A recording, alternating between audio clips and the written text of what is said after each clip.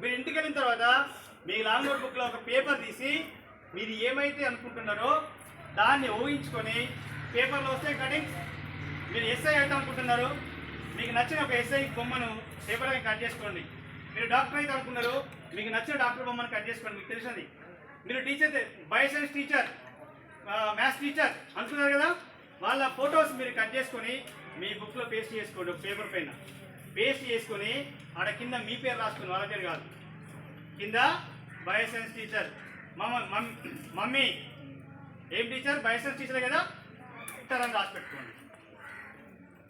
Hindu bio science teacher, Mahalakshmi maths teacher అని దాని పక్కన రాసి పెట్టుకోండి.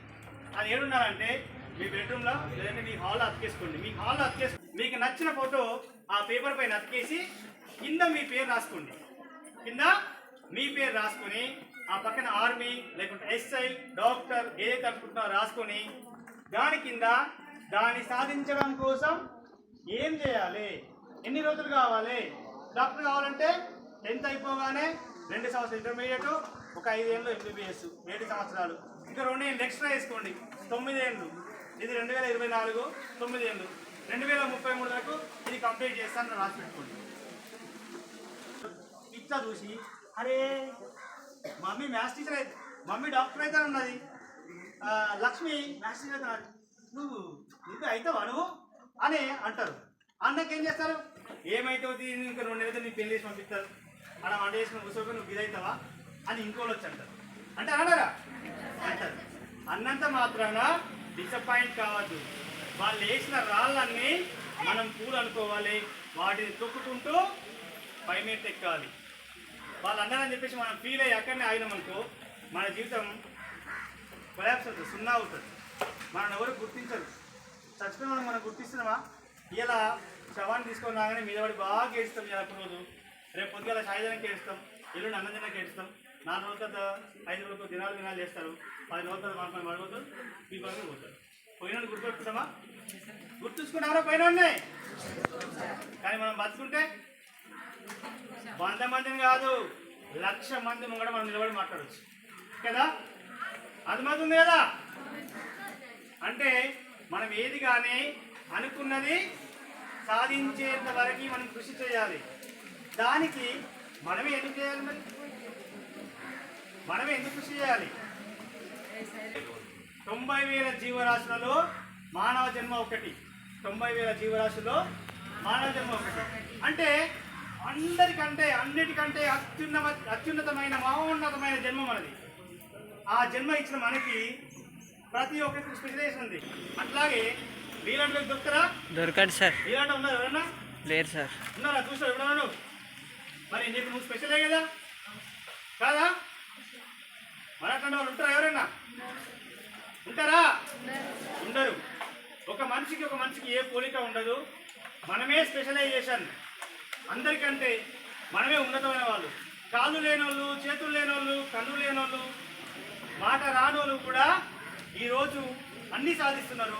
మనకు అన్నీ ఉన్నాయి, కాళ్ళు ఉన్నాయి, చేతులు ఉన్నాయి, ఆలోచించే శక్తి ఉంది మనకి. మనం సాధించలేమా? చెప్పండి. సాధిస్తామా? మనం అనుకున్నా కూడా సాధిస్తామా? సాధించమా? దానికోసం మనం ఏం చేయాలి? మంచిగా చదువుకోవాలి, నిరంతరం కృషి చేయాలి. నిరంతరం కృషి చేయాలంటే అదో పని ఎత్తుకొని పోవాడు పోవన్నా లేదు. మనం ఏది చెప్పినా శ్రద్ధగా వినాలి. ఫస్ట్ ఏది చెప్పినా శ్రద్ధగా వినాలి, తర్వాత రాయడం అలవాటు చేసుకోవాలి. ఇప్పుడు మాకు పాఠం పక్క వస్తుంది, సబ్జెక్ట్ బాగా వస్తుంది, నాలాగా నేను పోయి ఎగ్జామ్ అలా చెప్తా సార్ అంటే వింటే రాయడాలన్నా మరి ఏం చేయాలి? మనం ప్రజెంటేషన్ చేయాలంటే పేపర్ పైన రాయాలి. ఆ రాయడం కూడా మనం అలవాటు చేసుకోవాలి. 3 గంటలు మీరు మీ ఎగ్జామ్ హాల్కు 10th క్లాస్ ఉన్న అబ్బాయిలు చెప్తున్నాను, మీకు స్టార్టింగ్ ఇప్పుడు కాబట్టి టైం మీరు ఎగ్జామ్ రాస్తే ఖచ్చితంగా టైం చూసుకుని టైం మెయింటైన్ చేస్తూ ఎగ్జామ్ ఇక్కడి నుంచి రాయండి. మీకు అప్పటికి రాసే 2.5 గంటల ఎగ్జామ్లో 2 గంటలు మీరు కంప్లీట్ చేస్తారు. మీరు అనుకున్నది ఖచ్చితంగా మీరు కంప్లీట్ చేస్తారు. ఇవాళ సార్ పేపర్ ఇస్తే పొద్దుగా పేపర్ ఇస్తే మధ్యాహ్నం దాకా రాస్తూనే ఉంటారు. ఆ పేపర్ గుంజుకోకపోతే సాయంత్రం కూడా రాస్తూనే ఉంటారు. అది అది కరెక్ట్ కాదు. ఎగ్జామ్కి 2 గంటల టైం ఇచ్చారు, 2 గంటల టైం ఇచ్చారు. ఆ టైం లోపల ఎన్ని క్వశ్చన్స్ వచ్చినాయి, ఏ క్వశ్చన్కి ఎంత టైం తీసుకోవాలి, ఆ టైం ప్రకారం మనం ఫాలో అయ్యి రాస్తే నీకు బోర్డ్ ఎగ్జామ్లో కావచ్చు, రేపు ఇంటర్మీడియట్ కావచ్చు, డిగ్రీ కావచ్చు, రేపు నువ్వు డాక్టర్ అయిన తర్వాత ఇంటర్వ్యూకి వెళ్ళినప్పుడు నువ్వు ఐఏఎస్కి వెళ్ళినా ఐపీఎస్కి వెళ్ళినా నీకు రిటర్న్ టెస్ట్ ఉంటుంది.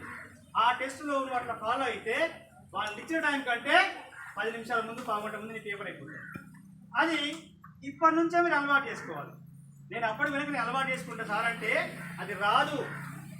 అప్పటికి అలవాటు చేసుకుంటా అంటే రాదు. మీరు